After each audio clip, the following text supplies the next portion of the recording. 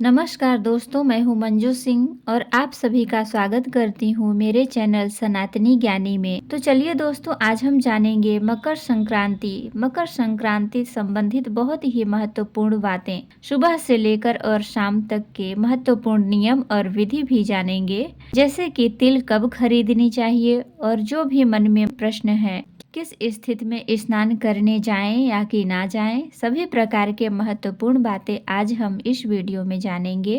तो आप लोग बने रहिए मेरे साथ मेरे चैनल पर। अगर आपको मेरी वीडियो पसंद आए तो प्लीज आप मेरे चैनल को सब्सक्राइब कर दीजिएगा, बेल आइकन को भी प्रेस कर दीजिएगा, जिससे कि मेरे नए वीडियो के नोटिफिकेशन आप सभी के पास सबसे पहले पहुंचे। तो चलिए शुरू करते हैं और सभी महत्वपूर्ण बातें जान लेते हैं। तो दोस्तों, आपको बता दूं कि किसी नए व्रत के बारे में, तो जैसे कि अभी एकादशी का व्रत आने वाला है, तो मैं आपको बता दूं कि खरमास में 14 जनवरी से पहले आपको किसी भी प्रकार का नया व्रत शुरू नहीं किया जाता।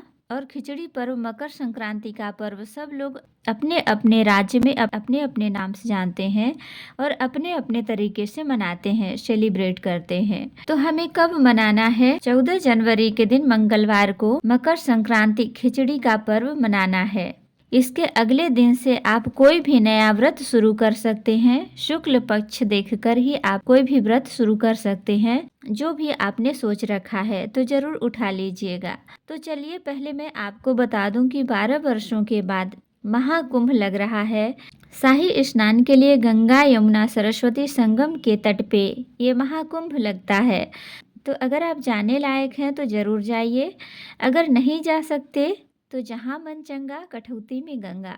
इसके लिए भी बताऊंगी कि अगर आप नहीं जा सकते तो क्या करें। अगर जा सकते हैं तो जरूर जाइए। ऐसा माना जाता है कि बहुत पुण्य मिलता है, पापों का नाश होता है। और अगर किसी कारणवश नहीं जा सकते तो हमारे पूर्वजों ने हर समस्या का समाधान निकाल रखा है।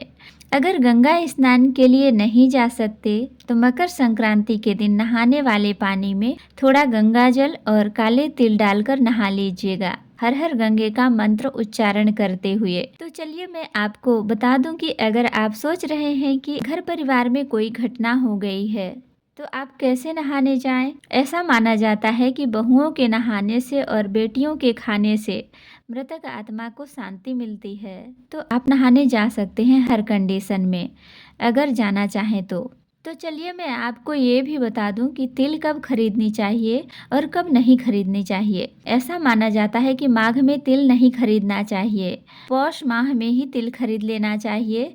13 जनवरी से पहले तिल खरीद लें। सफ़ेद तिल या काले तिल, आप जैसा खरीदना चाहें। पौष में तिल खरीदना शुभ माना जाता है। मकर संक्रांति में तिल का दान जरूर करें, साथ में कुछ दक्षिणा भी दें। अब ये भी जान लें कि दान किस तरह से करें। एक थाली में 1 कटोरी चावल, थोड़ी उड़द की दाल, अगर उड़द दाल ना हो तो आप कोई भी दाल का दान कर सकते हैं। ऐसा माना जाता है कि मसूर का दाल दान में नहीं देते। हमारे यहाँ तो उड़द की दाल ही दी जाती है और खिचड़ी भी उड़द दाल से ही बनती है, उड़द या फिर मूंग की दाल से।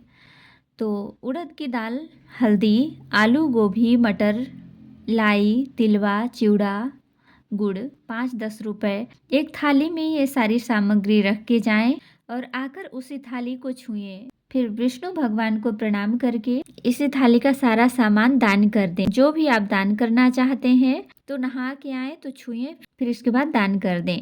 ऐसा माना जाता है कि इस दिन नहाने के बाद आप जो भी सामान छूते हैं उसे दान में दे देना चाहिए। इसलिए यही जो थाली में निकालते हैं दान का सामान, यही देते हैं, इसी को पहले छूते हैं। अनाज, कपड़ा, कंबल, कुछ भी, पैसा, बर्तन, जो भी आप देना चाहें तो दे सकते हैं। और जब भी पंडित आए तो पंडित को दे दें या फिर किसी जरूरतमंद को भी दे सकते हैं। तो चलिए, मैं आपको ये भी बता दूं कि जो ये महाकुंभ लग रहा है 13 जनवरी से लेकर 26 फरवरी के बीच में, आप जब भी समय मिले जाकर स्नान ध्यान कर लीजिएगा। मकर संक्रांति खिचड़ी के दिन जो लोग जनेऊ पहनते हैं जरूर बदल लीजिएगा। खरमास का जनेऊ नहीं पहना जाता और अगर आप चाहें तो ब्राह्मणों को भी भोजन करवा सकते हैं। भगवान जी को सुबह दही चिवड़ा का भोग लगाएं, दोपहर में खिचड़ी का, शाम को लाई तिलवा का लगा सकते हैं। तिलवा मैं तिल के लड्डू को बोल रही हूँ, हमारे यहाँ तिलवा बोलते हैं। फिर उस दिन से शुभ काम शुरू हो जाते हैं। 14 जनवरी के बाद कृष्ण पक्ष शुरू हो जाता है। प्रतिपदा से शुक्ल पक्ष से ही व्रत उठाया जाता है। और एक जरूरी बात जान लें कि पुरानी जनेऊ या रक्षा सूत को ऐसे ही कहीं भी नहीं फेंके, कहीं पर बांध दे जिससे कि पैरों न लगे, कूड़े में न जाए। तो इसी तरह से हम मकर संक्रांति का पर्व मनाते हैं। साफ कपड़े पहने, पैरों में महावर लगाएं, सिंदूर भी लगाएं।